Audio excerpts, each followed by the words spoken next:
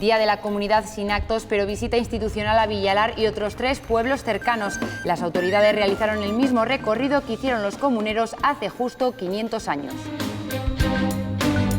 Pese al día festivo, la actividad de la institución no ha parado. Se han celebrado hasta 8 comisiones con acuerdos en materia cultural y se ha hablado también de teleasistencia avanzada y de los seguros agrarios. El vestíbulo de las Cortes reconvertido en museo. Los primeros visitantes han podido asistir este viernes a la gran exposición comunera. Nunca antes se habían reunido tantos documentos, obras, armas y objetos de esta época. Y los vamos a descubrir de la mano del comisario de la exposición, el responsable de esta idea y que nos va a contar la relevancia de las joyas que aquí están expuestas hasta el próximo 20 de septiembre, entre ellas el conocido cuadro de Antonio Gisbert. ¿Qué tal? ¿Cómo están? Como ya sabíamos, el Día de la Comunidad ha transcurrido sin actos multitudinarios, pero sí que se ha realizado un recorrido institucional por 4 municipios, con presencia del presidente de las Cortes, el presidente de la Junta y el líder de la oposición en Villalar. Allí han lanzado sus mensajes, como es tradición.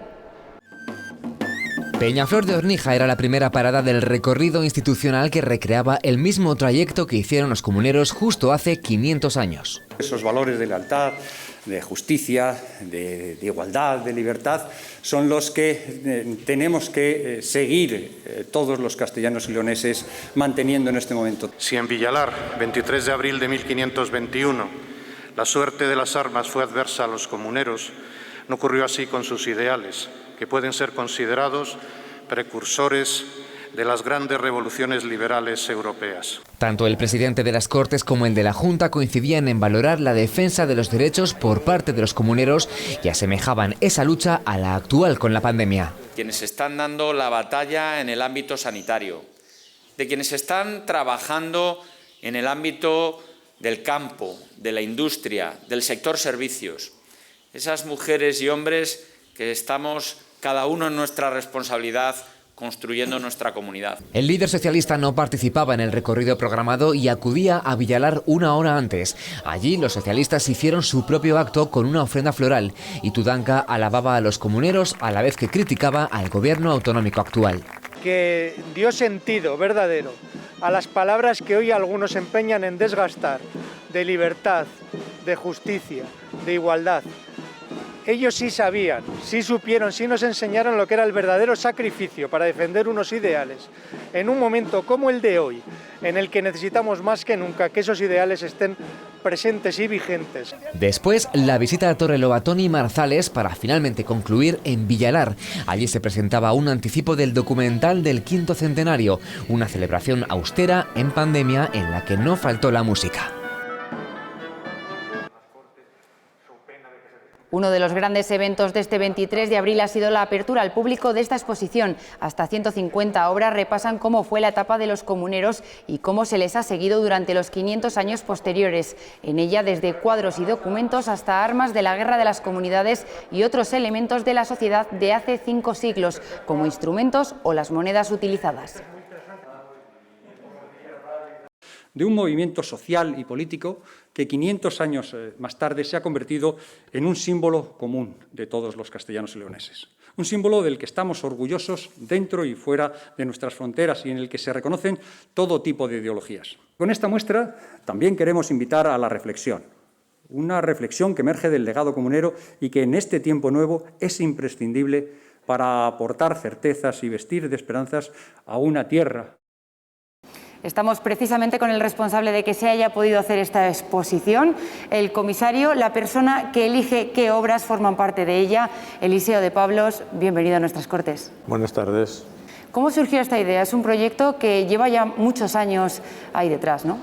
Bueno, esta exposición forma parte de un proyecto global que empezamos a trabajar hace 10 años en él y que englobaba muchos más aspectos que por diversas circunstancias, entre ellas circunstancias políticas, pues se ha tenido que reducir a otra serie de eventos entre los cuales está esta exposición dentro del proyecto general de El tiempo de la libertad. La exposición ya está abierta al público desde el Día de la Comunidad. ¿Qué elementos de gran valor podemos encontrar en ella? Bueno, realmente cada pieza es una joya y bueno, pues el arte es subjetivo y su valoración también, entonces pues hay gente que le gustará mucho los tapices gigantescos que hemos traído de la Catedral de Zamora y de Patrimonio Nacional, a otra gente le gustarán las armas, a otra gente le gustará el arte, la transición entre el gótico y el flamenco, a otros les gustarán los cuadros del Museo del Prado del siglo XIX, es decir que yo creo que hay un amplio abanico de posibilidades de contemplación de obras extraordinarias que ya se pueden ver en esta exposición. Por ejemplo, aquí podemos encontrar armas de la época o también monedas. ¿Qué importancia tienen? Bien, es que lo que hemos tratado de hacer es crear un marco de entendimiento del fenómeno de los comuneros a través de un equilibrio de perspectivas. Entonces, por eso esta exposición está dividida en estos 4 grandes grupos, que son personajes por un lado, que es contra traidores y desleales, que eran manifestaciones que se hacían unos contra otros y otros contra unos. También el tiempo habitado, cómo estaba la sociedad entonces en tiempos de los comuneros, con Castilla en la encrucijada, que es la ruptura de ese equilibrio que existe, que da lugar a la guerra, que nos da lugar también a que tengamos armas, que tengamos documentos, y finalmente pues nuevamente la creación de un mito en el siglo XIX, el mito de los comuneros, que llegan a formar parte de un protagonismo muy interesante en diversos aspectos de la vida cultural de la época. ¿Por qué es tan excepcional esta exposición? ¿Por el número de obras que mueve? No, el número de obras son 150 obras, no es un número bastante normal en una gran exposición, pero es excepcional porque por primera vez se reúnen una cantidad de elementos que nunca se habían reunido antes, inclusive de mismos ámbitos. Por ejemplo, en el tema de comuneros nunca se habían reunido todos los documentos esenciales de la historia comunera, es decir, que aquí está pues el decreto de excomunión de los comuneros, la sentencia de muerte, las leyes perpetuas, que es, como sabéis, una de las grandes aportaciones de los comuneros a la historia, que es la primera constitución democrática del mundo. También, por ejemplo, en las monedas se ha hecho una selección por parte del Museo Arqueológico Nacional fantástica, ¿no? Porque son monedas exactamente de la época, de 1520, 1522.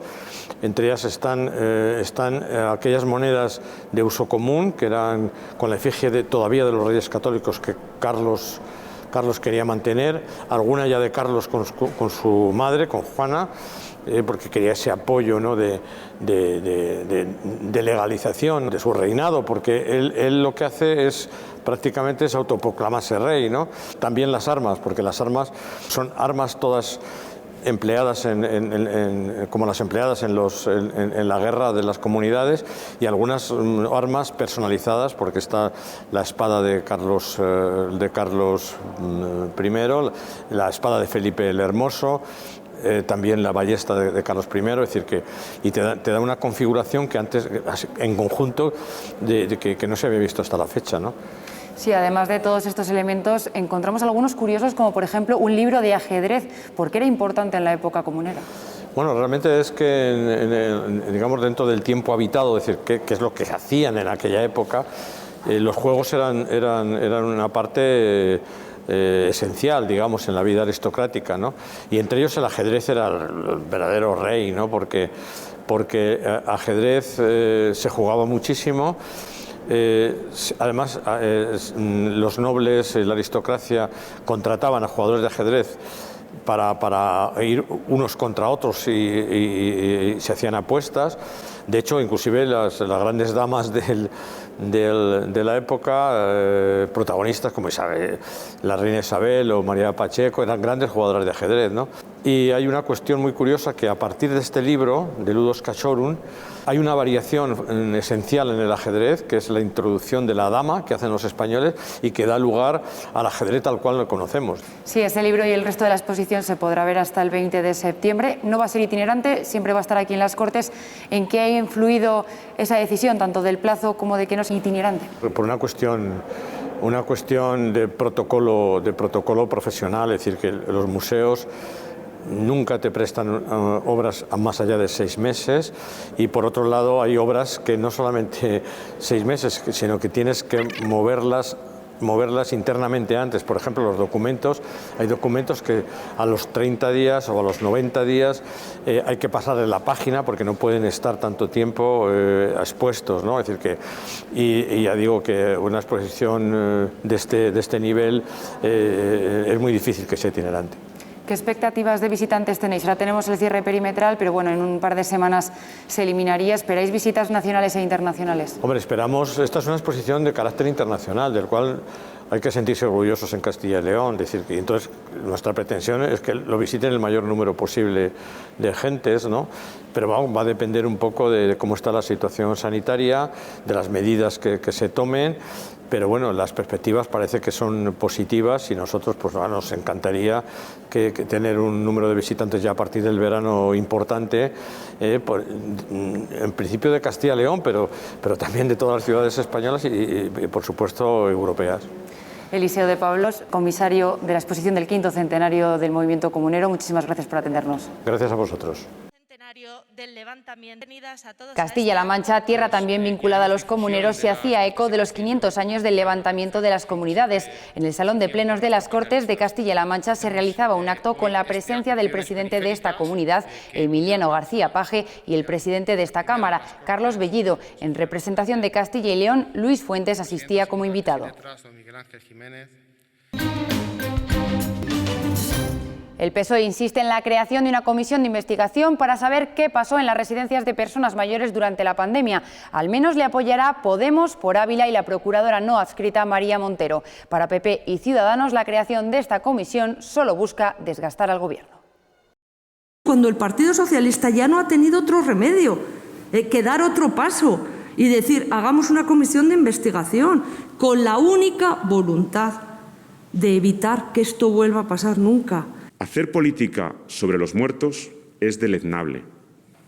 El Partido Socialista lo ha intentado hacer con la moción de censura y ahora vemos que sigue intentándolo. Ese uso partidista de utilizar la desgracia de todos nosotros para acosar y desgastar a un gobierno, vuelvo a decir, no. Tengo la certeza total de que esa comisión se va a crear. Es importante que se conozca cómo se gestó, cómo se gestionó la pandemia desde el punto de vista de las residencias de la comunidad autónoma y por eso sí que lo vamos a apoyar.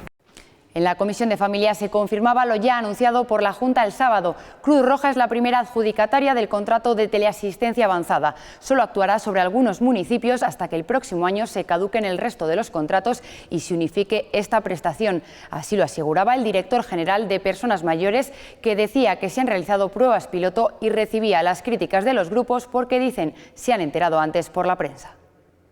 La entidad que mayor puntuación ha obtenido de conformidad con todos los criterios establecidos ha sido Cruz Roja. Estamos hablando de 13 corporaciones locales a las cuales se van a ver afectadas y en torno a 10.000 usuarios. ¿Cómo nos gustaría un poquito más de respeto institucional y habernos enterado antes, haber podido opinar antes, en definitiva, haber podido participar? Lo que ponemos en duda es la forma de adjudicación, la forma de extinción del resto de contratos que entiendo van a estar prestando un servicio durante un tiempo. Esa afirmación, naturalmente insidiosa, ha quedado desmontada porque ha resultado adjudicataria entre 5 aspirantes y con la mejor oferta económica Cruz Roja Castilla y León, con un coste para la Junta de 12,3 euros mensuales por persona atendida. Que la calidad en cada una de las 9 provincias tenga las mismas características. De esta manera nos garantizamos que el lugar de la residencia no sea una razón de desigualdad en materia de asistencia. El PSOE reclama más orientadores laborales en el ECIL. Cada uno de ellos tiene que atender a más de 200 parados, 5 veces más que la media europea, según datos socialistas. PP y Ciudadanos dicen que hay más recursos que nunca y rechazaban esta propuesta. El PSOE reprochaba que cada orientador del Servicio Público de Empleo tenga que atender a 229 parados. En legislaturas anteriores, el Gobierno del Partido Popular abandonó el Servicio Público de Empleo con una falta clara de personal, por un lado, y el despido de un número importante de orientadores laborales, por el otro. Entendería que también se demandara la recuperación de esta partida del Estado que permitía el sostenimiento de mayor número de orientadores. No es lo mismo buscar nuestro primer empleo que hacerlo por tercera o cuarta o quinta vez. Son muchos aspectos los que hay que tener en cuenta y, como en todo, los que mejor nos pueden ayudar en esto son profesionales que se han formado precisamente para ello. Y desde el PP también criticaban que en el momento actual de pandemia no se hayan minorado los impuestos a autónomos sin ingresos. Habría que haber tenido alguna consideración con respecto a estos empresarios que no han ingresado nada o muy poquito y que este Gobierno de España no ha tenido ningún tipo de sensibilidad. En esta comisión también asistía el director general de Industria. El PSOE le preguntaba por las actuaciones realizadas y le criticaba por desequilibrios territoriales. Dice, los desequilibrios territoriales los corregiremos a través del plan de promoción industrial. Hombre, que yo sepa, lleva desde el año 17 el plan de promoción y los desequilibrios, en vez de corregirse, se han incrementado. En la actualidad ya se ha aprobado de esos 6 el PTF de Ávila y el objetivo es poner en marcha el PTF que afectará a la Tierra de Campos, Este de Segovia, Sierra de la Demanda, Garoña y Medina del Campo y Comarca. El director general también recordaba los 53 proyectos destinados a innovación y a los que se destinan 100 millones de euros. Y en materia agrícola, mejor suerte para otra propuesta del Grupo Socialista, esta vez sobre los seguros agrarios para jóvenes. Todos los partidos se han puesto de acuerdo para pedir que se aumente el dinero que aportan tanto el Gobierno de España como la Junta de Castilla y León. El debate estuvo marcado por los reproches del PP y PSOE porque, según los populares, esta medida ya estaba prevista por la Junta. Si nosotros fuéramos tan cicateros como ustedes, nosotros no podríamos aceptar esto, porque ya están los presupuestos. Sin embargo, creemos que aceptar esto es bueno para el sector. Si fuéramos cicateros, como usted dijera, hubiéramos puesto el incremento del 10%. Hemos dicho un incremento que se sigue incrementando, fíjese usted, si todavía hay margen. O sea, no está cumplido. Hay margen todavía si es necesario. En materia de fomento, Podemos solicitaba que se aclare la muerte de una osa con su cría durante el desarrollo de una cacería. Exige responsabilidades y que esto no vuelva a ocurrir. Entendemos que esta cacería no se debería haber desarrollado en este lugar, donde, al parecer, se tenía constancia de la presencia de una osa adulta con su cría. Ninguno conocía la presencia de osas con crías en la zona.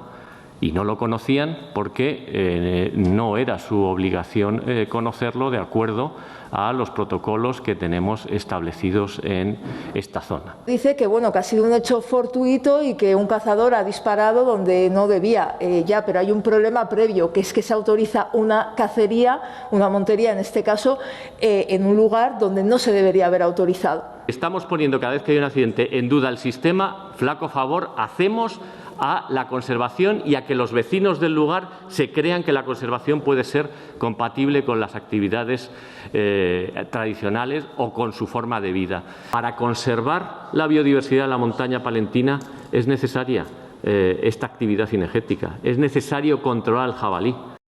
Las Cortes aprueban incluir las aceñas de Zamora en el expediente que pretende ampliar la declaración de casco histórico y también se comprometen a buscar financiación junto a otras administraciones para culminar el Centro de Interpretación de los Fósiles en Monsagro. La Comisión de Cultura lograba 2 acuerdos, uno de ellos tramitar que las aceñas de Zamora utilizadas para moler trigo estén dentro de un marco de protección. Les recuerdo a ustedes que Zamora aspira a ser patrimonio mundial. Estas Cortes han aprobado. Me gustaría destacar que el conjunto de las aceñas de Zamora está incluido en el expediente ya en marcha para la ampliación de la declaración del casco histórico de esta ciudad. No parece tener mucho sentido que instemos a iniciar un expediente que ya ha sido incoado. Es un expediente abierto, fíjense, hace 42 años, 1979, que digo yo que ya ha tenido tiempo la Junta de resolverlo. El PSOE también reclamaba apoyo para la conservación de los fósiles de Monsagro, en la Sierra de Francia. Estos restos se encuentran, la mayoría de ellos, en las calles, en las fachadas de los edificios, pero también puedes ir por el campo y encontrar estos restos, que están hoy sin ninguna protección. Cualquiera puede coger un trozo del fósil, llevárselo para casa. Esto no quiere decir, ni mucho menos, que estos valiosos restos se vean desprotegidos. Forman parte de nuestro patrimonio natural. En estos momentos el criterio legal es muy claro y los yacimientos paleontológicos no están incluidos en el ámbito del patrimonio cultural. Pero hay algo que nos tenemos que plantear como requisito fundamental, es terminar el centro de interpretación. Faltan 2 aulas. Las Cortes se comprometen en la búsqueda de financiación en colaboración con otras administraciones. Donde no hubo acuerdo es en el impulso de la señalización de los senderos locales, aquellos que tienen menos de 10 kilómetros. Porque son senderos que en la mayor parte de los casos no están con ningún tipo de señalización. Es difícil, si uno practica senderismo lo sabe, ver las rutas señalizadas. PP y Ciudadanos defendían que ya existen subvenciones de las que se pueden beneficiar estas rutas. Y los socialistas pedían modificaciones en las fiscalizaciones que hará el Consejo de Cuentas durante el ejercicio de 2021. Quieren que se analice al completo los contratos del Hospital de Burgos y también que se aclare a qué se ha destinado todo el dinero llegado desde el Estado para hacer frente a la pandemia. PP y Ciudadanos rechazaban estas modificaciones. El contrato de licitación con todos sus modificados del Hospital de Burgos. Entendemos, como ya lo hemos manifestado en otras ocasiones, que no se puede fiscalizar a trocitos un contrato de esta envergadura. Es evidente que hubo excesos de gasto en la construcción del UBU, pero es algo que, aunque no nos guste, ya ha pasado. O sea, el señor Mañueco y el otro, el señor Igea, reciben 843 millones y se gastan 478, con todas las carencias que tenemos, con todos los problemas que tenemos. Y la forma de cuantificar quién dice la verdad, si ha llegado ese dinero, si se ha ejecutado ese dinero, no hay otro debate mejor que una auditoría. Hay un informe de mandato legal que el Consejo de Cuentas efectúa todos los años, que es la cuenta general de la comunidad. Y ahí se va a ver todo el impacto de las transmisiones y las transferencias que ha hecho el Gobierno.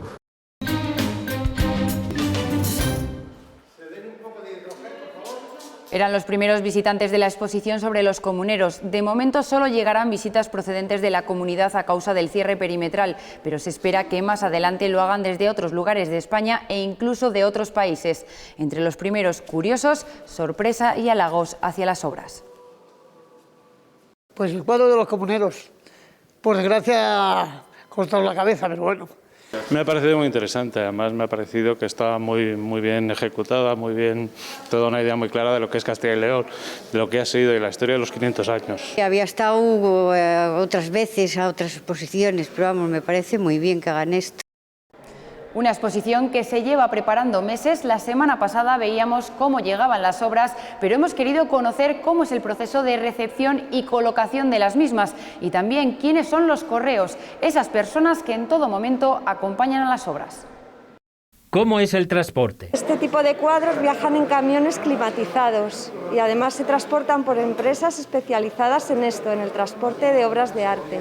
Y ya habéis visto que el camión tenía una medida especial, además, que tenía un falso suelo que se abría para estas dimensiones tan grandes. Viajaba en una caja de madera con protección de espumas que llevan un aislamiento tanto térmico como de climatización, como aislamiento por si pasa algún golpe y por la vibración que puede tener en el viaje.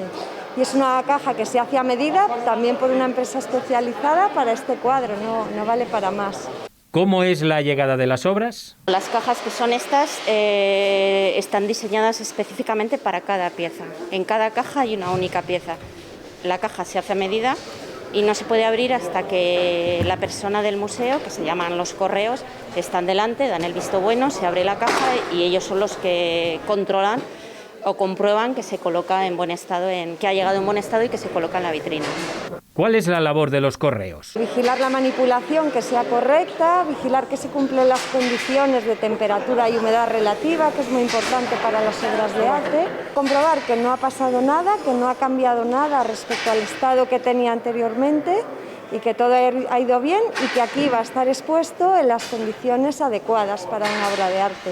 ¿Qué se analiza en su llegada? Lo estaba observando con una lámpara LED y lo que estaba controlando es que no tuviesen ni craquelados de pintura nuevo, ni ningún daño nuevo, ni nada que se haya producido durante el viaje. Se hará la inversa cuando se lleve y además en cualquier momento podemos pedir a esta sala de exposiciones que nos pasen un reporte de las condiciones de humedad, temperatura. También se mirará la iluminación, que no sea excesiva para las obras. Recuerden, ya pueden visitar la exposición comunera en la sede de las Cortes de Castilla y León. Estará disponible hasta el 20 de septiembre en horario de mañana y tarde de 10 a 1:30 y de 5 a 8. Con las imágenes de la exposición nos despedimos hasta la semana que viene con más actualidad política.